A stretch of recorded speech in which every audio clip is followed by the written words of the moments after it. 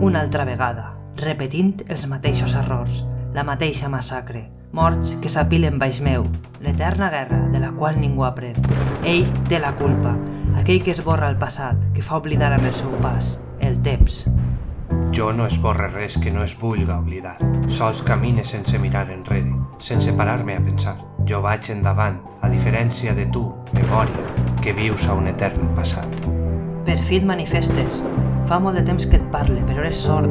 Mira el que fas. Una altra guerra. Han passat tantes que sols jo sóc capaç de recordar-les. L'humà està condemnat a repetir els mateixos errors una vegada darrere d'una altra, i tot perquè tu esborres la seva memòria.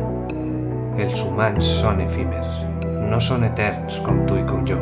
No tenen remei. Però la terra sí que recorda. Les pedres, la muntanya, els arbres, però així i tot tu m'esborres. Amb el teu pas fas que queden soterrats els castells i les muralles, o destrueixes tot. Per què em tens tant d'odi? Jo no die a res ni a ningú. Sols m'emporta el que és meu. M'alimente del canvi, de la vida i de la mort, i li doni un sentit a aquest món. També t'alimentes de mi.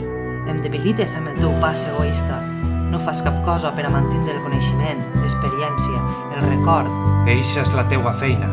Jo ja tinc la meua. Estic subjugat a les lleis de l'univers. També estic atrapat. No et puc ajudar. I què faig? Com aconseguís que l'humà no oblida el teu pas, si cada vegada em fan menys cas? Hauràs de buscar aliats. Un humà imparcial que ho haja vist tot amb els seus ulls i que ho sàpia contar. Busca aquell a qui la guerra va molestar. La gent de la muntanya, aquella que parla amb l'arbre vell, que caminen per la terra i veuen més enllà del temps. Ells et faran justícia perquè la història no es torni a repetir.